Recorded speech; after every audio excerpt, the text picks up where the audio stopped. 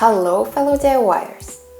I've been seeing this beautiful Wabi-Sabi pendant lights all over lately, but the price tags? Not so pretty. So I decided to create my own version for a fraction of the cost.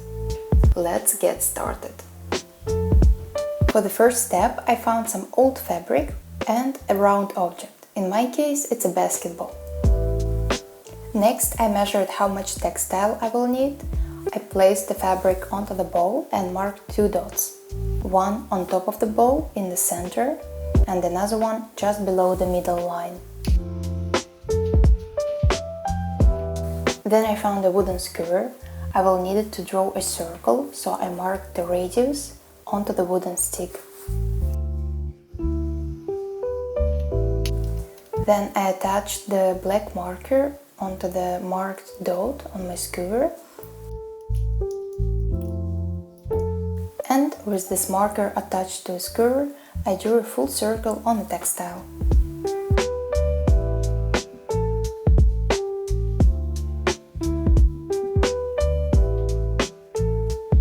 And then I cut the circle out.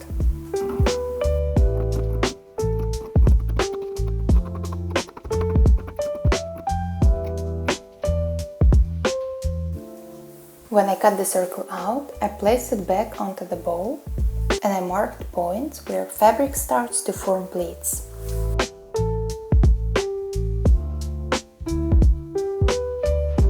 Then I cut straight lines from the bottom to the marked dots.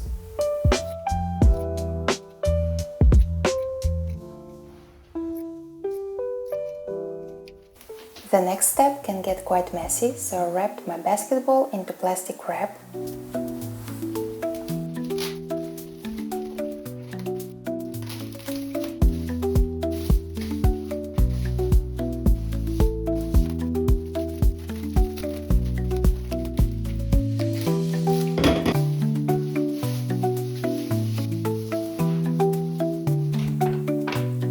Then I mix the cement mixture.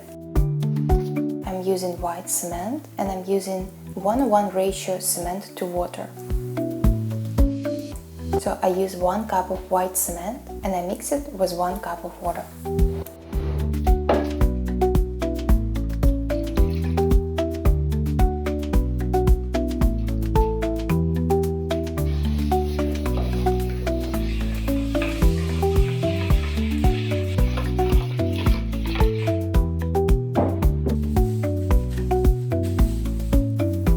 When the cement mixture was ready and fully mixed, I submerged my piece of textile prepared earlier into the cement mixture.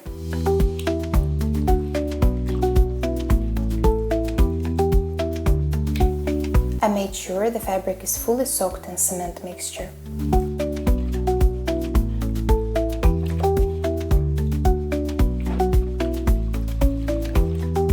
Then I placed my basketball on metal bowl. Place the fabric soaked in cement onto the bowl.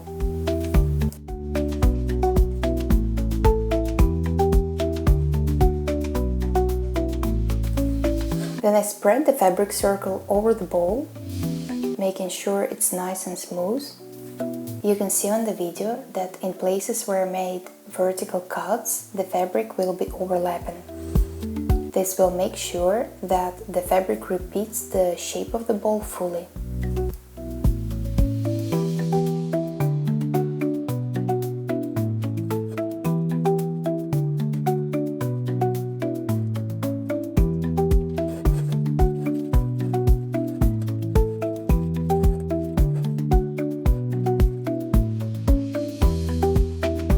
When I was happy with the shape of fabric on the bowl, I smoothed everything out with my fingers and left it to dry.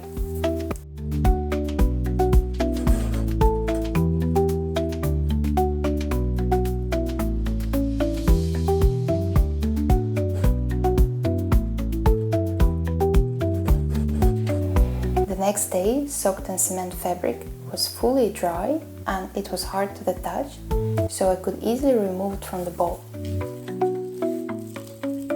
To remove the fabric, I first detached all the edges by lightly pressing the bowl When all the edges were loose, I could quite easily detach our shape from the bowl.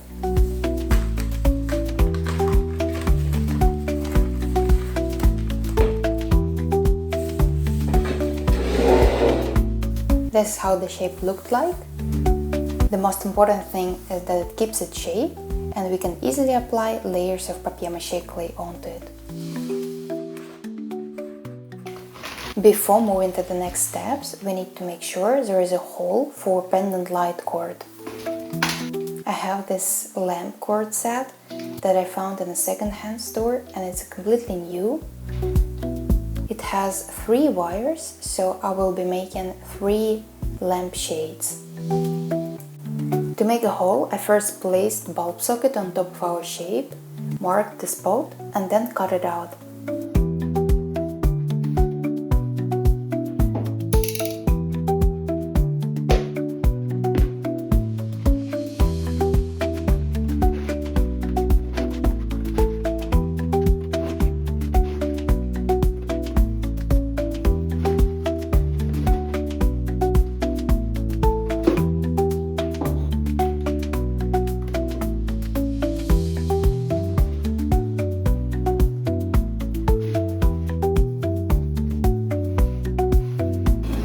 Then it was time to make papier-mâché clay.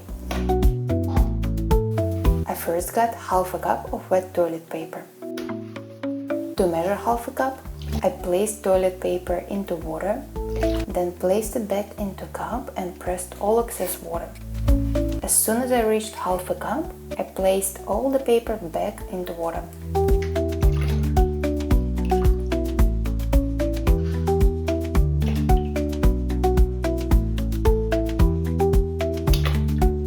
Then I stirred paper and waited till it broke down into pulp.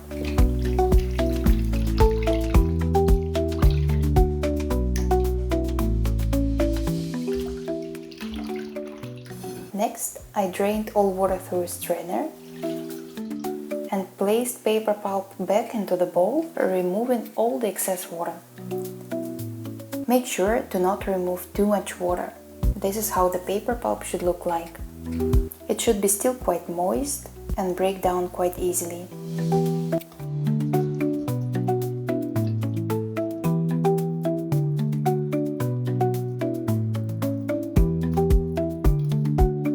Then I added half a cup of wood glue into my mixture.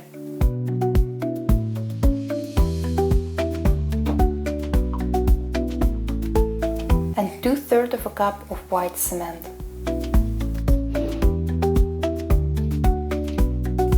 I then mixed it all very thoroughly, first manually and then using a mixer.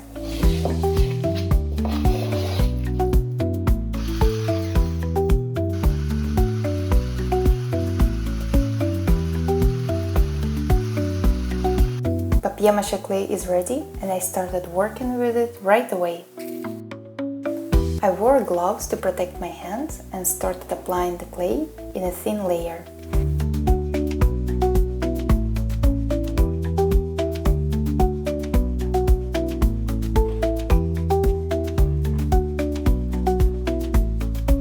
I was moving slowly from top to bottom, making sure that every piece of our shape is covered in clay. I was trying to make the layer as even as possible, and I have to say this clay was very easy to work with, so it wasn't difficult. I also found it way easier to focus on small parts and not rush it and try to cover everything at once.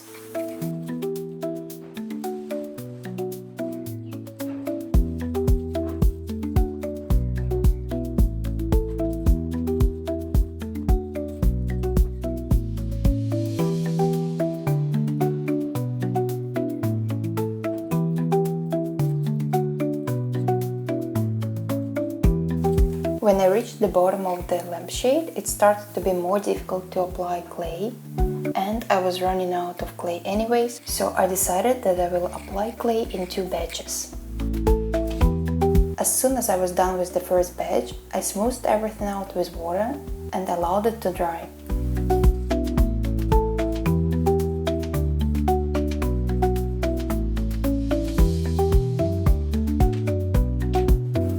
meantime, I prepared textile shapes for 2 more lampshades, because my lamp cord set has 3 wires.